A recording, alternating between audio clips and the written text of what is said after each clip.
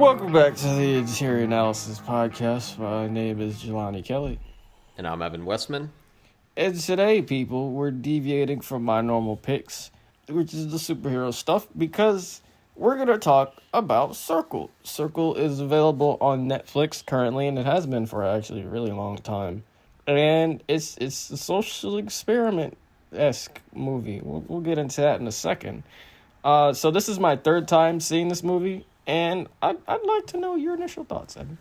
Yeah, so I knew basically nothing about this. I don't think I had heard of this until because you brought this up as I think one of your most underrated on the decade recap.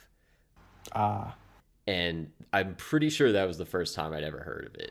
And then you said you wanted to do it. So, but I tried to stay away from like anything about it. I haven't really seen anything like this with one kind of exception. Well, I'll give my initial thoughts and then I'll mention that. Yeah, initially, like, it was a lot heavier than I expected it to be. Like, it had some, like, gut punches in it that I was not really expecting. I don't know that I loved it, but it absolutely was thought provoking. Like, I've been kind of had it in, like, the back of my mind for the past 2 weeks, and not just because we were going to record it. Mm-hmm. I have been, like, putting myself in that situation and being like, oh man, I don't know what I'd do. Well, I have an idea maybe, but I don't think I can ever actually know. I was kind of thinking like maybe this could have been a play while I was watching it, but then I thought like it kind of can't work as a play because first of all, there's like way too many people. Like a 50-person cast is huge for a play, and casting, I think we're going to get into this, but like the people are too specific in like their age and race and gender that like you'd have to and that's too important to each of them.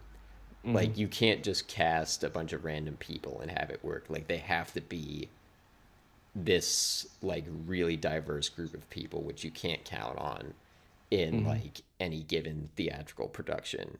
So you do kind of need it to be a movie in that sense, but it did kind of feel like a play because it's like one location and everyone's really just talking, Right. like there's not a whole lot happening visually. It did feel a little bit like I was watching a play, and this isn't really a reaction, but I found out, I was like reading through the IMDb page, apparently this was inspired by 12 Angry Men, and I What's didn't that I'll get into it, but Okay. when I read that, I hadn't noticed it when I was watching it, but I was like, oh, that really makes sense. And I started thinking back to a couple moments that, like, I remembered feeling familiar when I was watching it, but I was like, I don't know why this is familiar. And then I was like, oh, because it reminded me of 12 Angry Men. You were asking, and I'm sure some of our listeners don't know, 12 Angry Men is actually, like, a really, really acclaimed movie. Like, I think there's a couple lists, I'm not sure which ones, but they rank it as like, I think there's a couple that rank it as the #1 movie ever. Like it's very acclaimed. I know the IMDb top 250 puts it at like #5 behind like The Godfathers, the first two Godfathers, The Dark Knight and The Shawshank Redemption. It's about it's from like the 50s. It's basically jury duty as a movie. You have 12 guys in a room like discussing the court case that they've just had to serve as jurors for, and like it's this kid who's on trial for murder, and they all kind of go into it, or most of them go into it like, oh yeah, this is kind of open and shut, clearly he did it. And then the rest of the movie is like them discussing and kind of like they all kind of get turned around. It's not really a spoiler to say that, but like it's all discussing it, and it's similar to Circle in that it's like a bigger group of people, and you don't know any names or like backstory or anything. It's just like, and they don't know each other. Like it's like 12 strangers dropped in a room, but they have to deal with this really tense situation. And I can kind of feel the inspiration. I think 12 Angry Men's a lot better, but also like, as I said, it's super acclaimed. So to hold something that was like an indie movie like this up to that standard is insanely unrealistic. But I did kind of feel that there's the moment with the cop when he was like tearing into the criminal right before he gets voted to die. That was the moment. Like, there's a moment that's very similar to that in 12 Angry Men with, I think it's juror number 10. I don't know if people who watched 12 Angry Men will remember that, but I also took a class on it, so I watched it like 3 times in the span of like 2 months. So I got pretty familiar with it in that time. But anyway, that was apparently a big inspiration for this, and I actually added 12 Angry Men to the list of stuff that we might do because it's pretty good. I hadn't had it on there, but I remembered it, and I was like, oh yeah, we should probably add that. That was kind of a interesting thing that I found. All right. So I just thought real quick, like, what if like your legs started hurting from you standing for so long? That is valid. Like they were only in there for an hour and a half. It's a 2-minute countdown, and I think they were pretty. I wasn't counting, but it seemed like they were pretty like strict to that rule. Yeah, which was fantastic because they didn't break that rule for like a monologue. I think they came close with that blonde dude's monologue when he was talking to Stacy, or that was it. The blonde name. Guy with the long hair, or the one? No, the atheist. The guy who looked like Sean Parker. You probably don't know. That he looks like his Sean name. Parker. He looked like Justin Timberlake playing Sean Parker in The Social Network. That was who I thought of him as. Sure. Whatever that means. He looks like his name is Sean Parker. Yeah, the atheist. I think they came really close to that monologue, but as soon as the monologue was over, the thing was going off anyway, and then he was voted. I was like, I still think they're adhering to the rules, the 2-minute rules. So, yeah, so what if they, like, your legs hurt from standing too long, or they, like, what, like, this isn't a joke, but what would happen if they, like, got a paraplegic or something in the... Yeah, I hadn't thought of that until you brought that up, but I was like, yeah, they didn't actually have, like, nobody would... there was the guy with one arm. Yeah. But, yeah, no one was in a wheelchair or, like, had a walker or crutches or anything. Yeah, or was in a cast or... Mm-hmm. But, I don't know. That was just a question. So what prompted...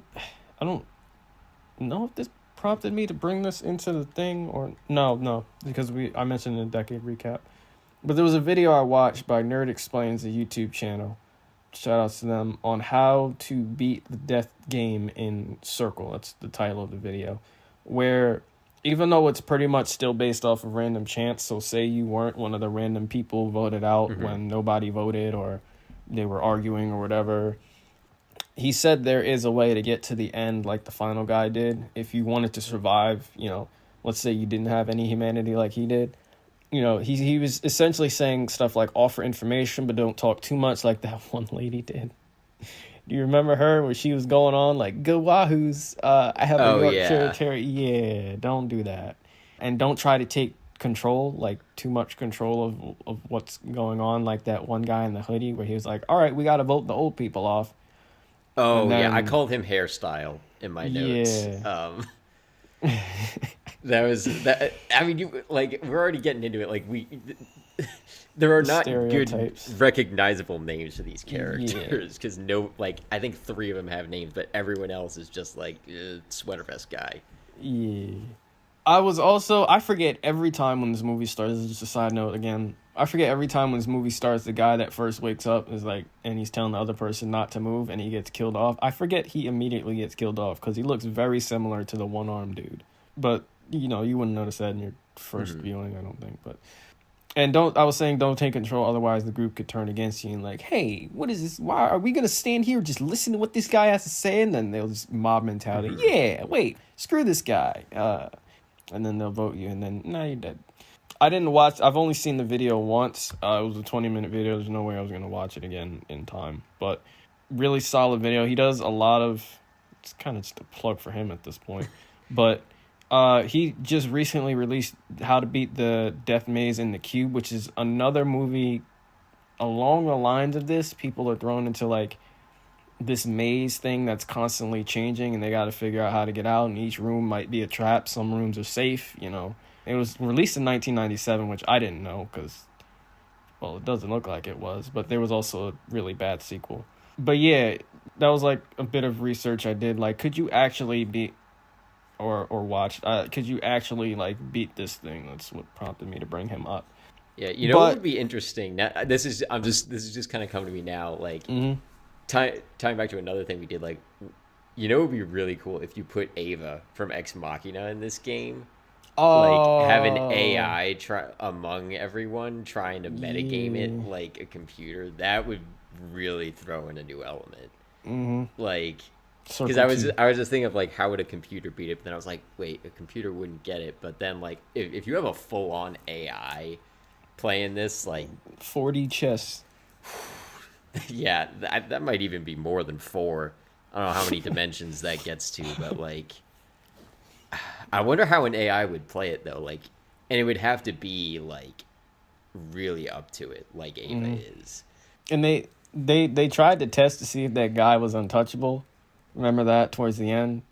And the blonde guy was like, the final guy looked at the blonde guy and he was like, wait. And then he immediately got voted off. Because that one dude didn't say anything and wasn't voting that entire time. So Yeah, I was just like, I don't think there is a way to ensure victory because there are those random ones. I guess if you like really knew the rules, but like realistically, if you don't know, like there's always going to be scenarios that you could just randomly get voted out. I mean, if you want to think of it like a video game, which is kind of messed up, but like you call if it the you death game. yeah, well, but if you like ran through it a bunch of times, I bet there's very few like you could do everything quote unquote right, like in terms of strategy, and still probably still get killed off in many of those situations. Like there's a lot of luck involved, I think. I want to mention a couple of my extra notes before we get into our topics. My topics, well, they're all kind of just muddled together for the most point. Like they could all be renamed and put under the same banner because you'll see in a second. Yeah.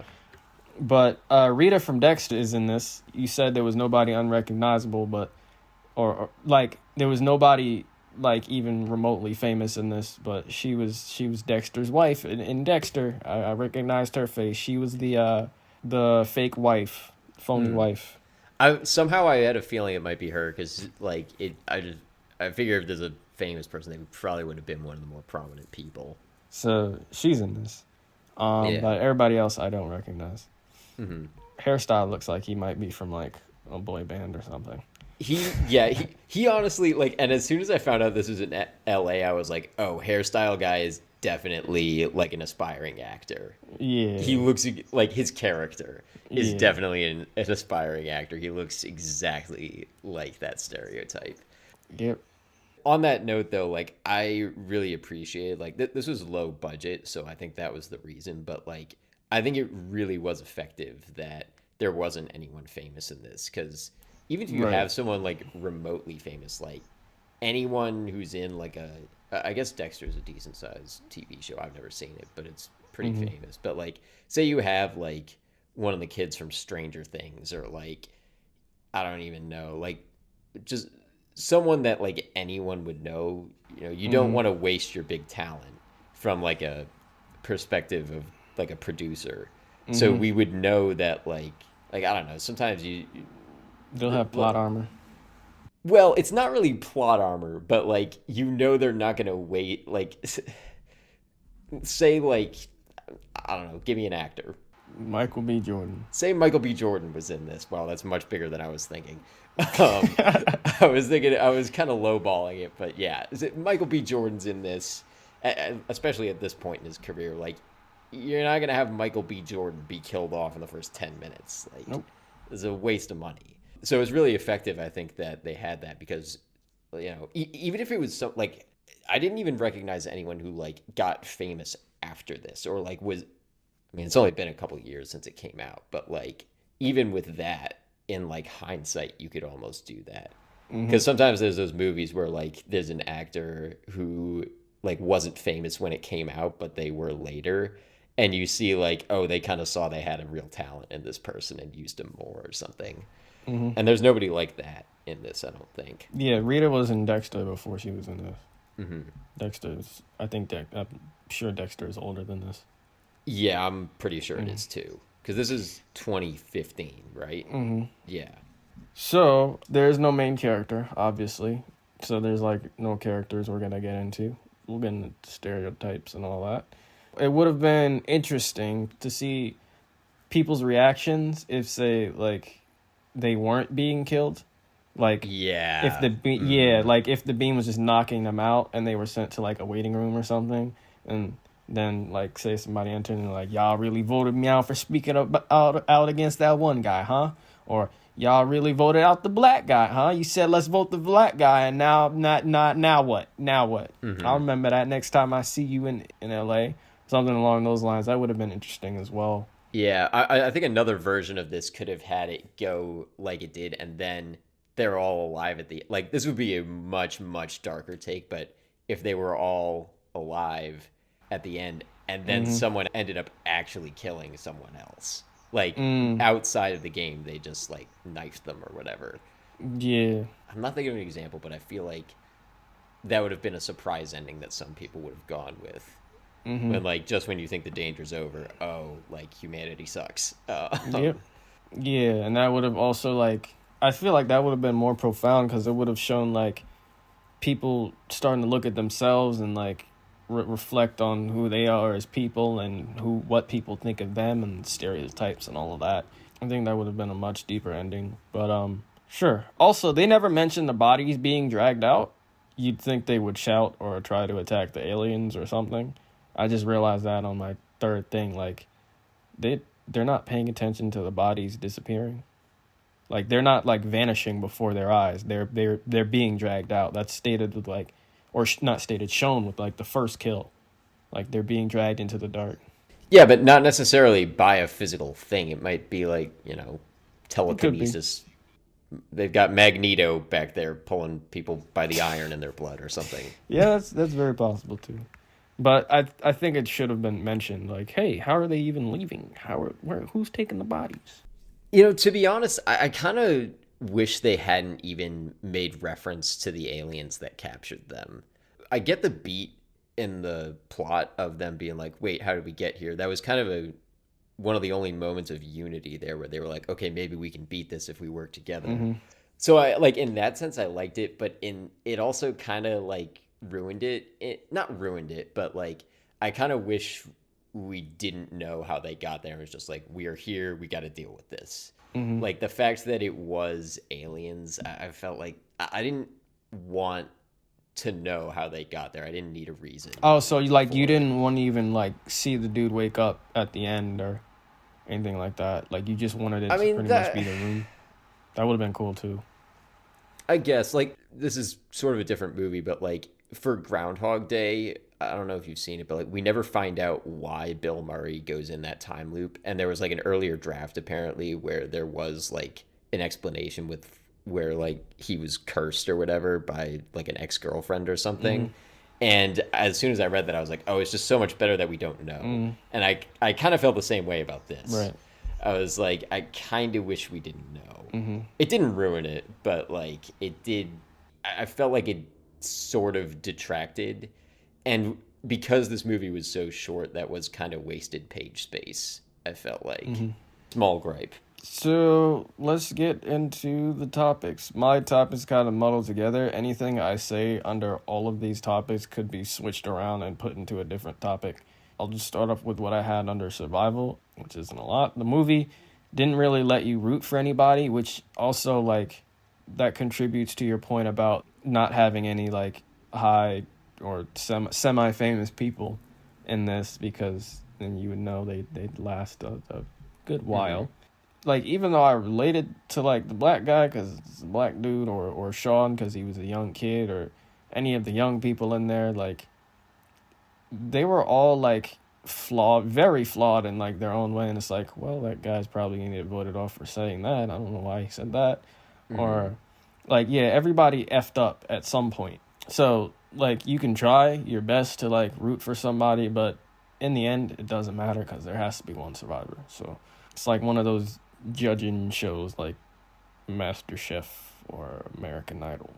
Pick somebody. But they always kind of try with those to have like someone that you can kind of root for, and someone who like most of the people It on the show are metaphorically like, kicks the puppy. yeah, most of the time they're most of the people are likable, so that's fine. But here they're just normal people. The volunteers are the real heroes of this movie. I just wanted to say that because there was the Spanish lady whose son Oscar died in a motorcycle crash. She said she forgives her. Maybe his girlfriend did something to his motorcycle. I don't know what that line was about. It was a black guy in the business suit, black man in the business suit, that like fixed his collar and walked off. He said before Sean did, he was like, "I'll go," and he went off on his own terms. That was probably the most badass death in the thing. And then Sean went as well, and they called him Scott right before he died. Oh man, jerks. Sean was a 16-year-old kid, Yep. right? Yep. Yeah. They called him, "Thank you, Scott." Scott, what a great contribution, Scott. You're a good guy, Scott. And then the one-armed guy corrected him. So, survival, that ties into social experiment, and also that ties into humanity and stereotypes. So let's get into one of your topics, because let's see if we can separate this a little bit here. Why don't we get into stereotypes? So we've already talked about like the casting. Yeah. But like casting directors are not people you usually shout out. I think the casting director of this absolutely deserved credit, like because that was so important to this movie. Right. I hate that we are having to do this, but like we have to talk about these people as stereotypes. Yeah. Because like literally they're like, I think everyone's name in the cast list is like Asian kid and like Black guy. I don't know, Atheist. or Businessman, pregnant woman was phony wife. the one. Yeah. It's all like they are their stereotype, and that's like that's why like the casting and then coupled with the wardrobe department or like what the characters were wearing was all really important because like that tends to be important with any character, but in this it's like all we have to go off of, so it has to make an immediate impression. Even if like it's not a big impression, we have to kind of be able to guess what these people do. And it gets a little bit twisted really because like you find yourself watching this, I think, or at least I did, like just looking around and being like, who do you vote for, and like inferring or assuming what people's backgrounds were from how they looked, because that's all you have to go off of. It's kind of upsetting because it like highlights just how good we are at stereotyping people. And the stereotypes came up with the characters too. They were kind of often going like voting on people based on their demographic or what they could assume about people because they didn't have time to get to know each other. They immediately started with the old people. Yeah, that was also like the old people. I was really surprised. Like none of them were like, excuse me, like, can we not like, or maybe they were a little bit, but like, I feel like they would have kept it up. Like as soon as that was decided, all the old people were like, well, good run while it lasted, Right. guys. Guess we're like, no, none of them were like, none of them were protesting, Right. which I think realistically they would. They didn't stop until like they got to the cancer survivor who was 52. Oh, and also like there was, I noticed this, a little bit of a glitch with it. Like there was some lady who looked way older than her 50s that lasted like a full half hour at least. She showed up way late. I was like, how is she not counted in the old people column? Which one? Was it the one that said F you before sweater hairstyle got killed? I don't remember. She just looked old, and I remember seeing her there after. Okay. There were so many people. I don't remember what most of them did because I've only seen this the one time. Maybe that's who it was. But she looked way old enough to be on that first list, and apparently wasn't. Not a big issue, but like that was the thing. One thing, or a couple things I was thinking of that would have kind of thrown a wrench in this. It's not exactly related to stereotyping, but like, what if there was someone famous that was in there, like not as Like an a celebrity actor within playing that them. world?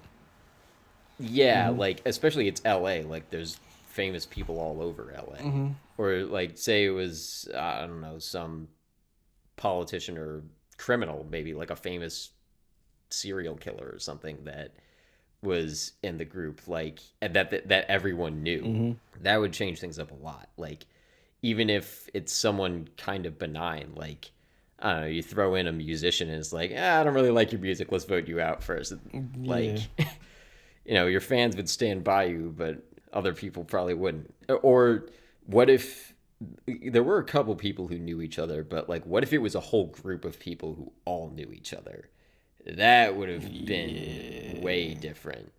Like if you could have taken away the stereotyping. Of course, that wouldn't work as well because then you throw the audience into a whole group of people that's got a whole dynamic already that they don't know about. So I don't think that would have been a good idea to do. Because there's no way. It would have been There's no good way to do exposition through that, as you know. Yeah, or it would have been all like reveals of like I'm just imagining now like a high school class where like everyone has a secret and all of them come out in the hour and a half. That would have been exhausting. But it would have been very different, and also like they wouldn't be killing strangers; they'd be killing each other, people they knew, which is very different setup. Why they also avoided names. I think we're also like just showing that this movie could work several different ways.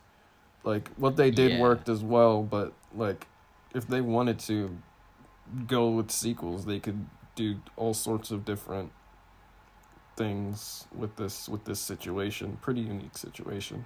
Yeah, the thing about it is like that just requires a total rewrite is the thing. Right. Yeah, I wonder what they maybe messed around with in different drafts. I think this is maybe like the most digestible version of it because like we're saying, like there's a lot of restrictions in terms of storytelling that would happen with some of these other versions. Like this one was easy to just drop us in with so many people.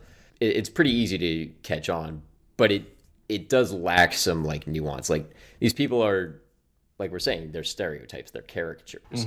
They're not like actual characters that you can root for, get invested in, or like nobody has an arc or anything like that, which is kind of like going back to 12 Angry Men. That is a big difference because like that's again, it's people that we don't learn much about their backgrounds, but it's a lot less of them, so all of them kind of get a couple moments where we do learn a bit about them, or at least like they add a new perspective, whereas there's a lot of like very disposable people in this, like a lot of characters in this die off without any preamble, like we don't know anything about them, and then there's a few that like get a bit more attention, but even like I think the people who get the most attention maybe are talking for like 5 minutes, maybe 10 max. Even the last guy. It's guy. not a lot.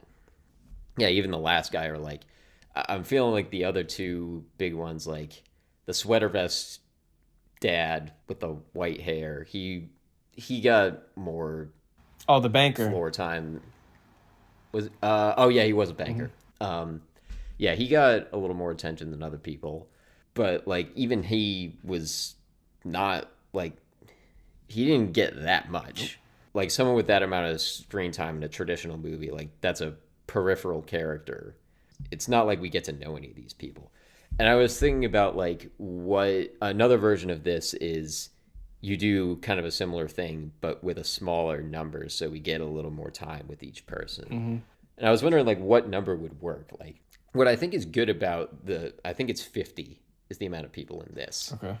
And like what's good about that is you get a really diverse group of people that represent like a lot of ages, a lot of races and demographics. And I mean, it's all within the same physical location. They're all from LA.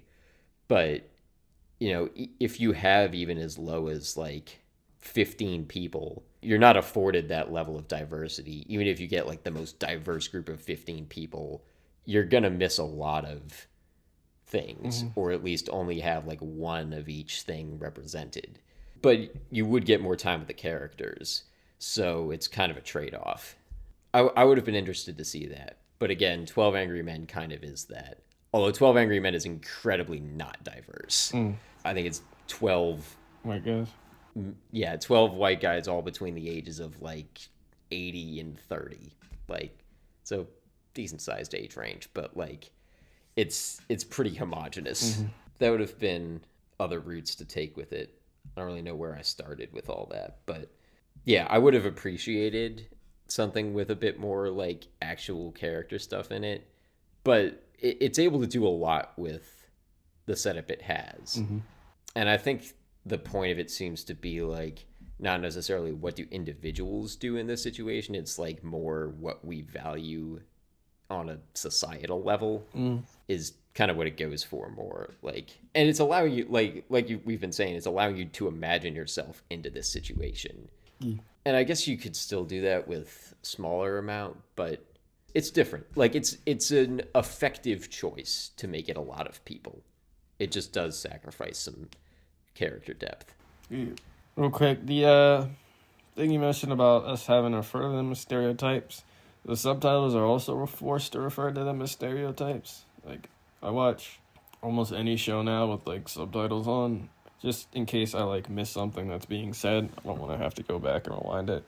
Yeah, like, they're referring to the characters as stereotypes, but we know who they're referring to. Like, it said black guy, it said cancer survivor, atheist, husband, etc. Like, it referred to them as what they were calling each other or what they were identified by.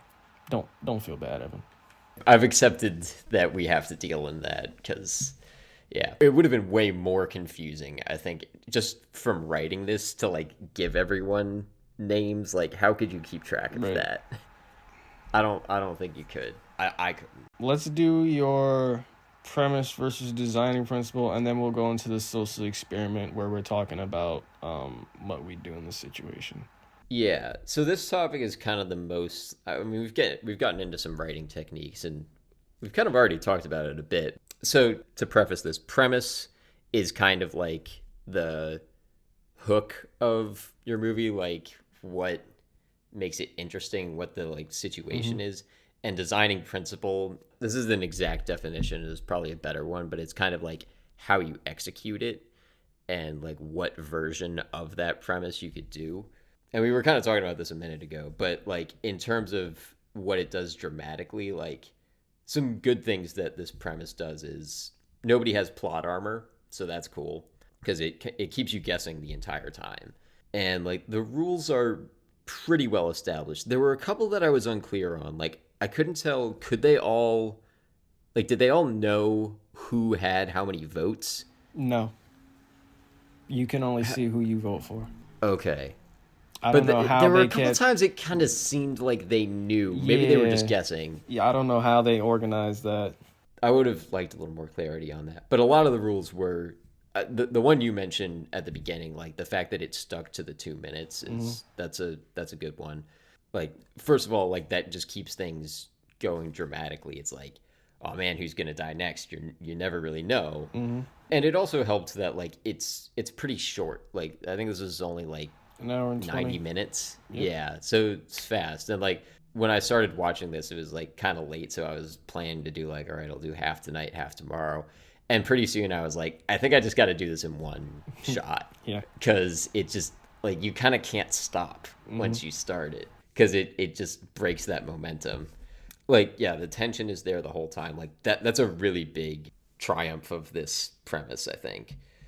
Yeah, that's pretty much all there was with it. Like, again, like, other stuff with it, it's making, like we said, really specific choices about, like, what it's examining and like how much we know about each character. And like we're talking about, like there's so many different ways you could take this same premise of like people in a circle that die every couple minutes and they vote on it. Like there's a lot of ways to go about making a movie like that. And I don't know if this is the best version out there. I kind of would be interested to see like the David Fincher version where like he would demand like a more in-depth script with this and like really, really work with the actors. But I mean, of course, this was like a pretty independent project, so they don't have David Fincher money. And it's a thing you can do with a low budget that's really compelling. So props to the creators. Like that's a cool idea. And, they had $2 million, which is, that's not nothing, but it's not a big budget. And for like a small, like this is a good small budget idea. Mm-hmm. And like we were saying with like the low key casting, like they kind of use the low budget to their advantage in that way. That's my take on that. I think if we're going to take a writing lesson from that, like have a cool premise, but also like how you execute it is really important. Because you can have like the best hook in the world and then not stick the landing, and it's your movie's gonna suck. So, All right. So let's get into the last topic of the episode: social experiment. So my dad showed my brother and I this movie, and it started a trend once we showed it to our mother. And this trend was like where my mom, my stepdad, and brother and I are like on the hunt for more movies like these, quote unquote, social experiment movies. That's what we call them. What would you do in the situation type movie? The big three we started off with were this, just Circle, Would You Rather, which is also on Netflix, and The Exam, lesser known compared to the other two, I believe. I think it was a British-made film. weren't all three of those on your most underrated list? Maybe. I might have mentioned the other two if I mentioned Circle. I want to say you did. I feel like I remember that, but Okay. maybe we can look back. Yeah. Oh, also the Belko experiment. I should include. I won't spoil the other two, but I think the exam is up there like these two as far as premise and mystery and what you do in the situation thing goes. Some of the other runners up are, like I said, the Belko experiment, which was James Gunn produced it or directed it. It's one of the two, I believe. What else? House of Nine, very much lesser known. The Invitation, and The Cube, which I mentioned earlier, and then a slew of others. Yeah, I feel like I'd heard of The Cube. That's the only one of those. Maybe I've heard of the Belko experiment, but I might be misremembering that. I know I've seen the poster for Cube. Mm-hmm. I don't really know much about it, but like the poster just looks kind of cool. Yeah. And I know I've seen it places. Yeah, I watched Hypercube it was Cube 2 Hypercube. I think that's what it was called.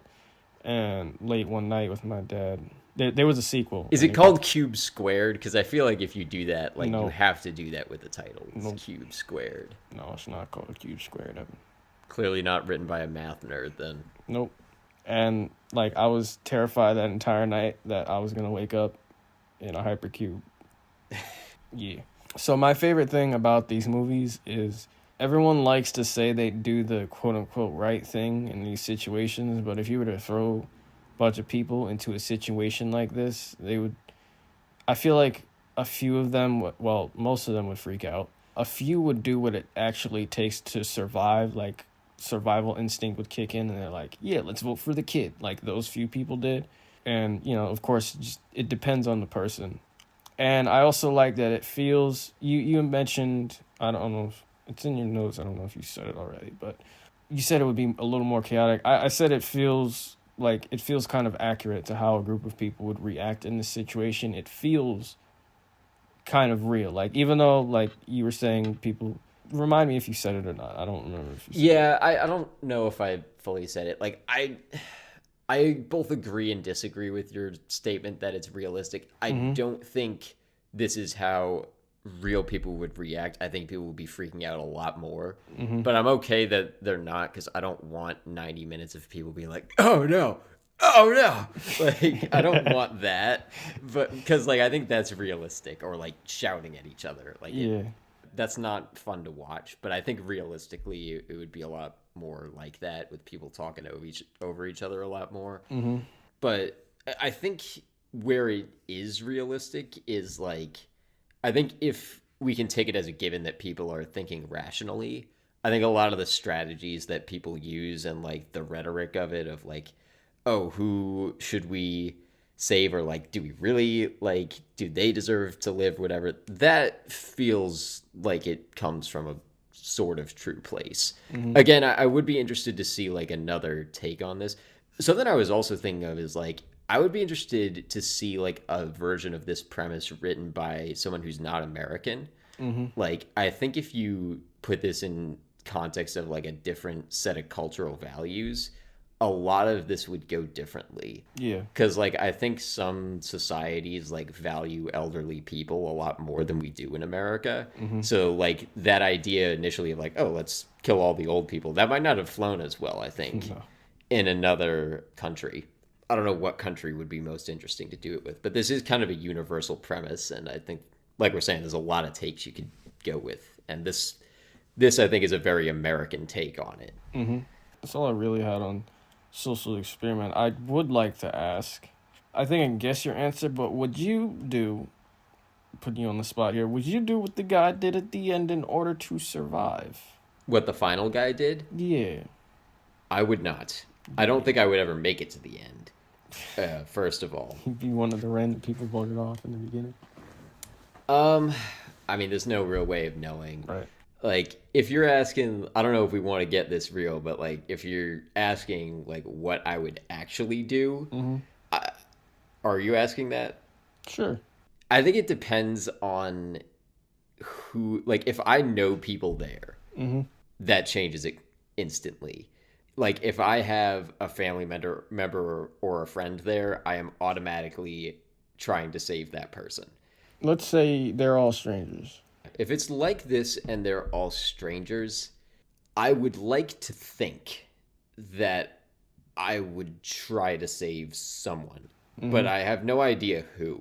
Like, even within the group here, like, I don't know who I'd want to make it out, but I know it shouldn't be me.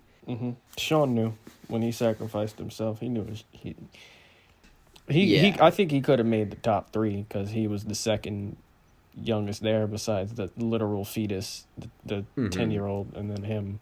Yeah, I was kind of thinking that too. Although people tend to not like 16-year-olds as much as 10-year-olds, I think. Oh no, there was that joke where he was like, do you get good grades, sweetheart? And she said, yeah. He's like, yeah. Do you get straight A's? And he was like, oh my God, she got to be I Let's know. kill her. That moment, I got upset. I was like, who the hell cares if he gets good grades? Why is that the criteria right now? Yeah. I forget who said it, but It was the banker. It was the banker. It was the banker. Oh, Yeah. I hated the banker. Yep. That sounds bad. He would have been one of the people I would have voted for, like, almost immediately. That's kind of showing my own bias, but, like, he would have had my vote. I would have voted for the cop. I probably would have voted for the cop pretty quick once too. he revealed what he really was.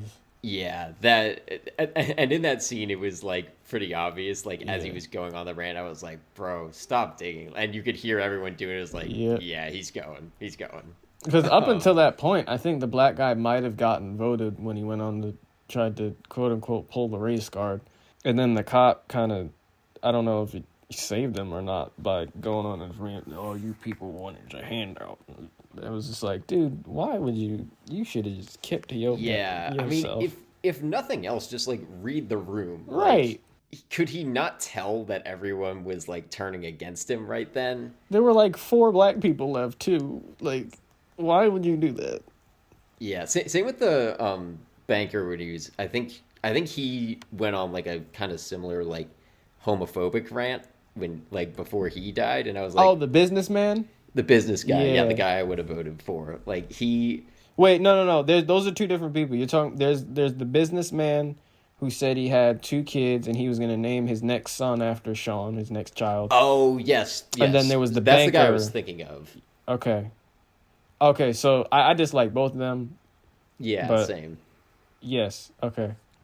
Yeah, but with one of them, I think they went on some like homophobic rant, and I was like, bro, you're in LA, which is like one of the most like gay friendly cities in the world. Like, read the room.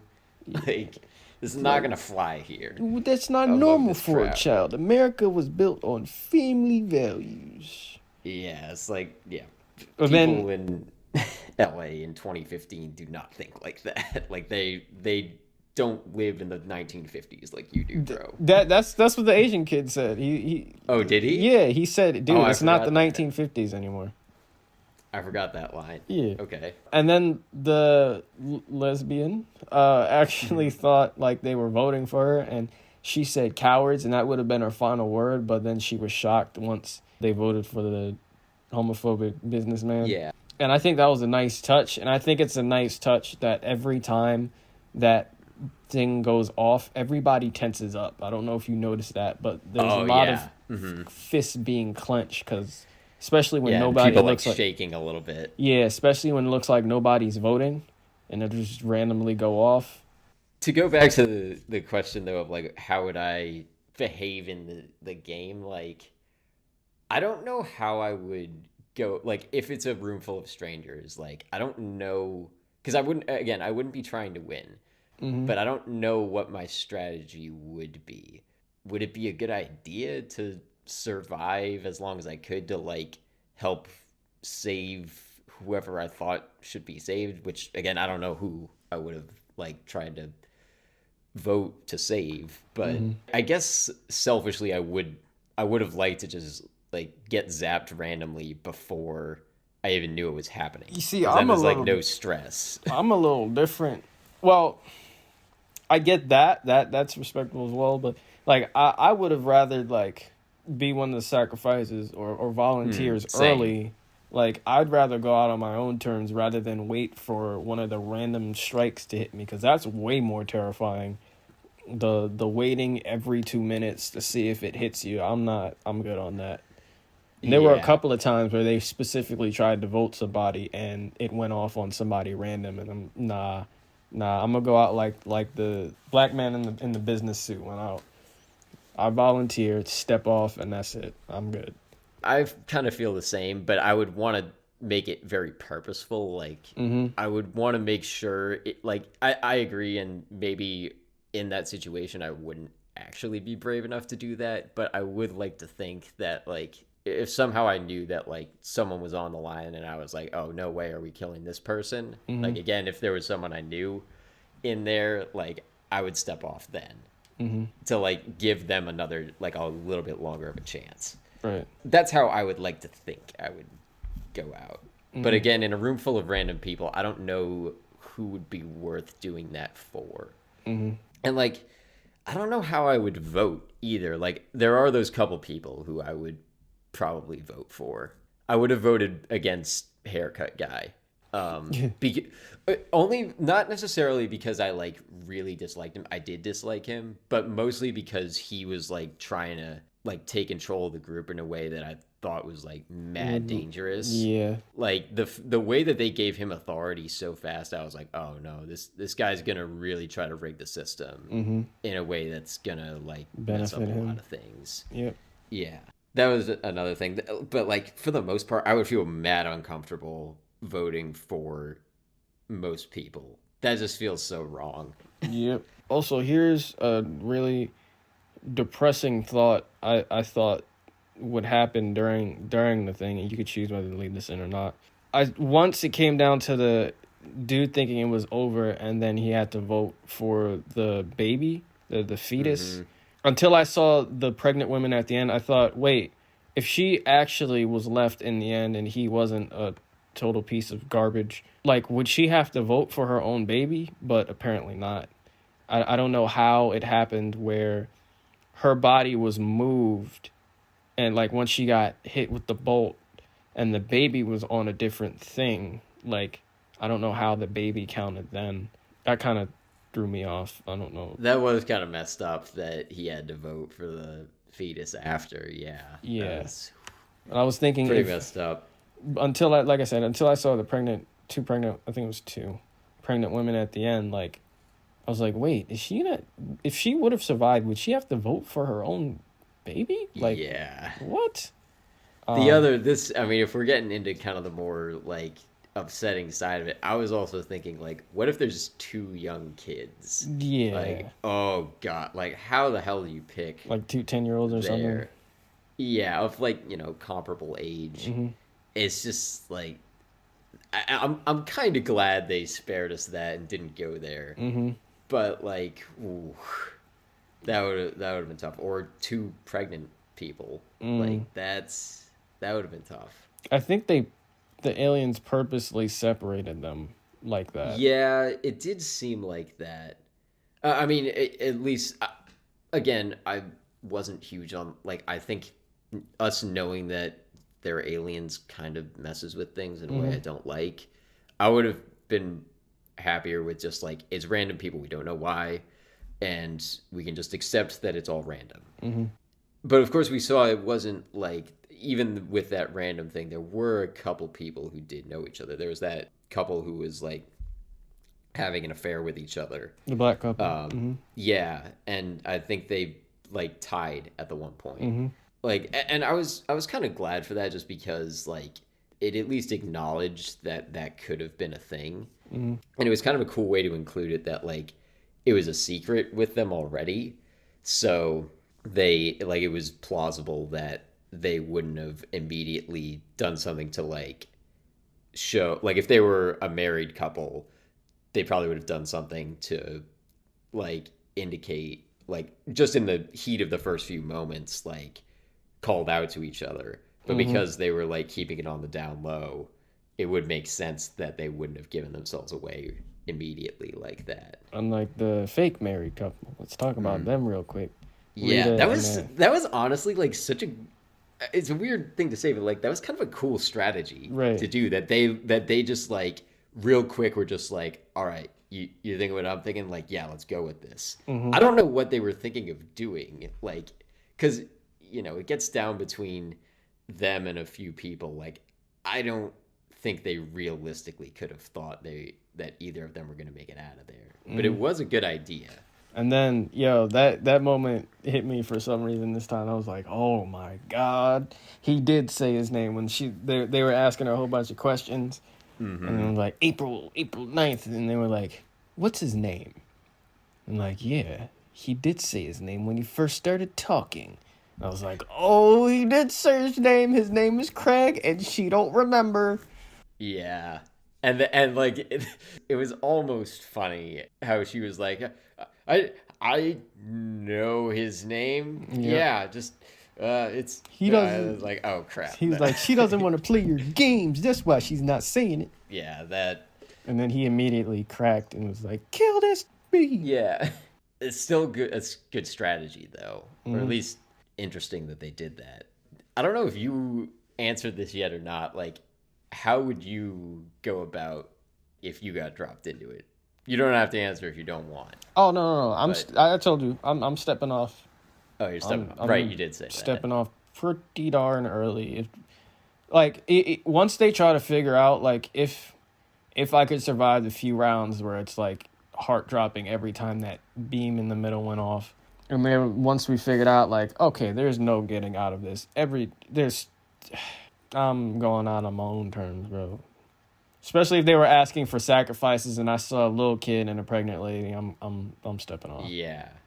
Yeah, that was the thing I was thinking of too. Like, as I was watching it before I knew who was going to live, I was like, God, I feel so bad for whoever ends up living, because they got to live with the memory of this and like the guilt of 49 other people who died instead of them. Like, they get out of it alive, but it's coming at a pretty damn high price. Like, PTSD.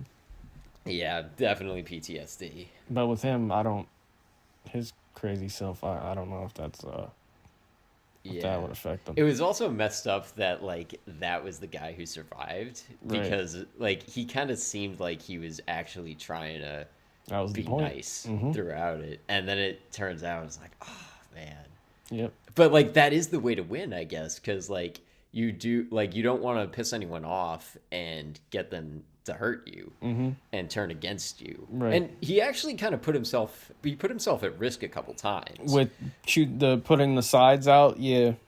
Okay, can you explain to me, because I couldn't figure out what were the two sides, like what were they each trying to do? Okay, so one side, the side that he was on with the soldier and the pregnant lady and the girl, they wanted to let it come down to both the girl and the pregnant lady in the end. And the other side was the individual. They want everyone to survive. Everybody has equal opportunity. So they didn't want it to just come down to the pregnant lady and the girl because they're a little girl and a pregnant lady. Right. So they were trying. The second group was trying to kill off the two of them. Yes. Right. Yes. They wanted one of them to get. Yeah. Okay. I kind of picked up on that, but I was a little bit lost with it. because I was like, okay, there's sides, and like I think I know basically who's on what side, but I couldn't quite tell what each one was going for. It happened a little fast for me. Thank you for clearing that up, though, because that ended up taking up a lot. Yep. Yeah. I was thinking, like, what if they just let it go random? That would have been a way to do it, too. Like, I think that's a little bit optimistic, because I think some people eventually would have just been like, nah, screw this, I'm voting, so I'm surviving this, and then they could just kind of act. Like, eventually, I think that would fall apart. But that would be the only thing I would be, like, totally comfortable with, because then nobody's at fault, and it's like just random chance. That's that way more terrifying. I think it's scarier, but also like if you're in the situation, that's way more terrifying. If you're in the situation, I think it would get terrifying near the end. Like, again, like putting myself in the situation, I think I would accept pretty fast, like, if we are actually being killed by this thing, I am not making it out. Like, that would just, I mean, just in terms of odds, like you have a 2% chance. That's not going to end well. I think it would have been kind of like the best societal outcome, maybe, to have them just go random. As far as the alien research goes, like them trying to study humans. Oh, no. I think just like that's the most optimistic thing. Oh, okay. I was also like, I know I said I didn't like the aliens, but I was thinking like, what are they doing this for? Like, maybe this is their Hunger Games and they're all like taking bets on who's going to make it out. That feels like one take. Then maybe they're also like studying humans as a species and being like, how do they act under X circumstances? Right. And like doing a whole survey thing with it, getting a big sample size. I'm glad they never showed the aliens. That would have ruined the movie. Same. Yeah. Of course, they wouldn't have had the budget for that. Right. But be like, what? Why are they here? What's the point of this? You don't need to show them.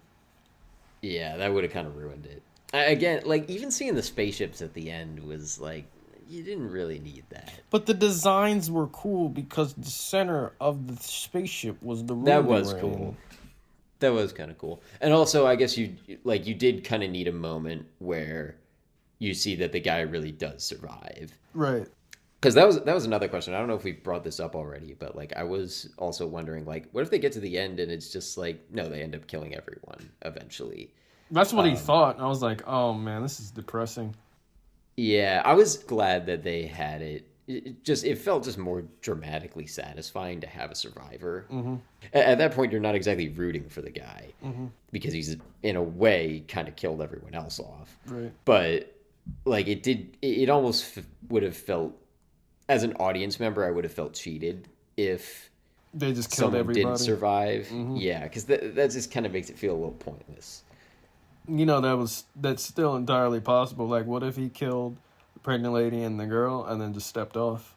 Or what would happen? Well, no. He had to vote the baby in the fetus in the end because, like, it wouldn't have survived, right? Yeah, I was thinking that too. Like, at that point, what is it gonna do? Right. Like, there's no one there to deliver it or do a C-section or anything. It's not gonna last long. And the way the votes were working, I think the pregnant lady was only voting for herself. I think she was voting for herself and the child. Well, no, because you can't vote for yourself.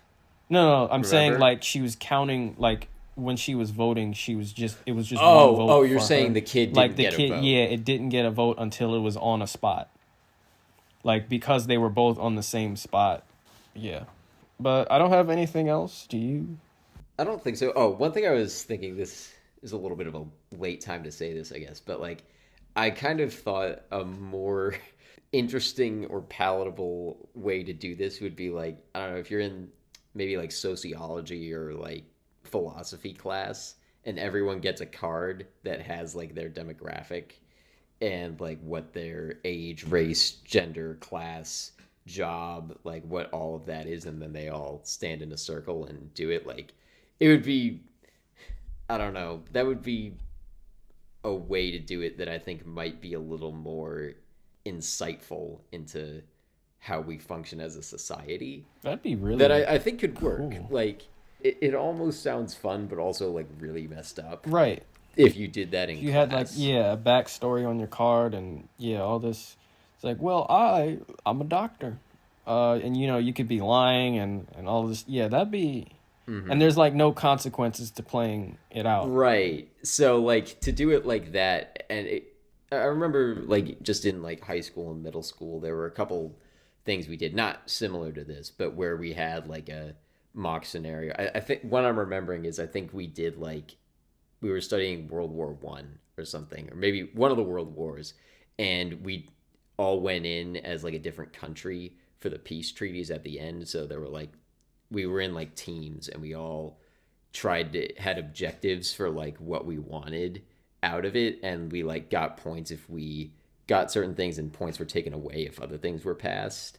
And I remember everyone like after that class, everyone kind of left in a bad mood because none of us really got what we wanted. And I remember our teacher saying like, that means you guys probably did it about the right way because you all compromised on something. But that kind of felt like something you could do with this too, where like you go around and like the teacher has a stopwatch and it's just like boom, random death, or like vote on some like I especially now I feel like there's a couple of like computer not apps but like programs where you can do stuff like that. Like do you even use Zoom right now for anything? I've definitely used use it Zoom for some things. once or twice. Okay, well that's because you're not in school. Yeah. Yeah.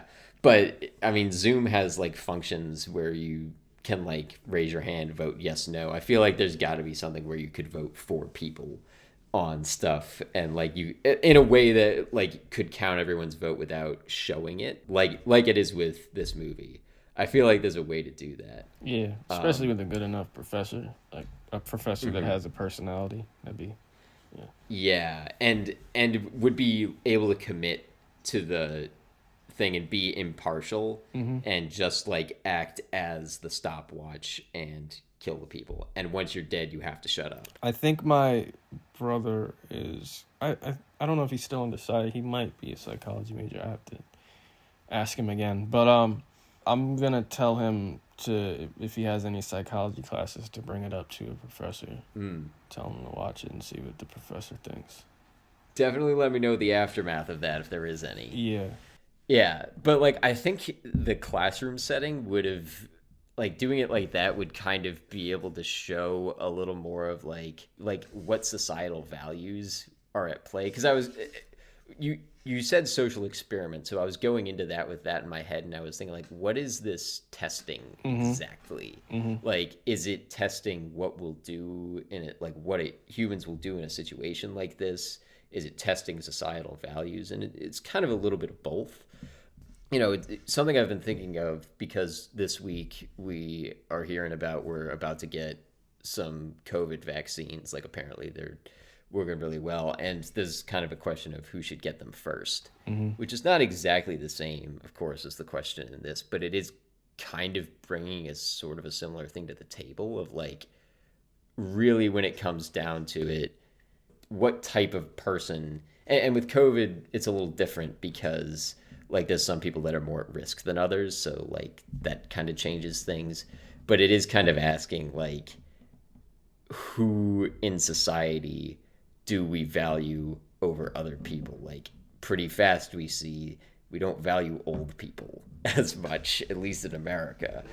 And like what do we like as they find out more things about each other, like what makes us more or less okay with someone dying, which is again kind of messed up, but the kind of thing that this movie is asking about. Right. I just think the like having it in that classroom setting where you have maybe less of a backstory and it's really just based on those demographics, or like that's kind of what's at play, and like as a player you go in thinking like, oh, what are my chances here? That I think it would be a better examination of that question. In that scenario, I'd also love to play like a villain, like somebody who's lying the entire time, or like trying to get people voted off, just to see what would happen. Just throw a wrench in it. Well, I also wonder, like, because there's a couple, like, have you ever played Secret Hitler, the board game? Nope. Well, that's kind of a thing that's similar to that, where you're like, some characters or some players are lying and they're trying to influence people's votes. It's a little bit of a different scenario, but similar. But I do wonder, like, with that classroom setting, like, could you even give someone like a gameplay strategy? Like, does that work? Or do you just have to give them the demographics? Because automatically I'm thinking, like, in an actual classroom, you know that, like, there's a couple people that are just voting for each other based on, like, what they actually know about the other, like, the literal other people in the class. Yeah. Like, I can imagine just some guy being like, I'm voting for you because just screw you. Like, as an actual person, like, not based, like, I probably and vote. not playing the game the way they were meant to. Yeah, I'd probably vote for my friend every round. So Yeah. this would have to be like, this would be an interesting icebreaker. It Like, would, but you'd have to know that, like, nobody really knew each other. Yeah, like in one of those big psychology classes or physics classes. Yeah, and on, like, day one too. Yeah. Day So- one, freshman class. God, getting real right from the start. Yep. All right, now y'all gonna welcome to your first college class. This is Psychology 101, and you are all going to vote on who you're gonna kill. Get in a circle, kill each other. I feel like that class would make it that would be an interesting start to the term. Yep. But yeah, I am just thinking of, like, guys I went to high school with who would just be like, vote for you every time. I would definitely Like- vote for my friend every time. Yeah. I know if I were playing, like, I do this in, like, I think it's with Secret Hitler. Like, a lot of times when I'm playing games with my brother and, like, if there's other people there, I'm just, like, I'm not trying to win, I'm trying to make sure he loses. That is exactly the approach I would take if he was in the psych class setting with that. Evan was not the imposter. Oh, is that an Among Us Yep. reference? You I got I don't play, but my roommate does, and I know about it. Yep. I don't play it myself. Yep. All right, I'm done. You got anything else? Yep. Nope. All right, I think I'm all good. let's do boilerplate. Hop on out. Yeah, so boilerplate. Upcoming episodes, we've got Good Will Hunting is my next pick. Don't know if it's on anything, but I'll check. Then we got Space Jam.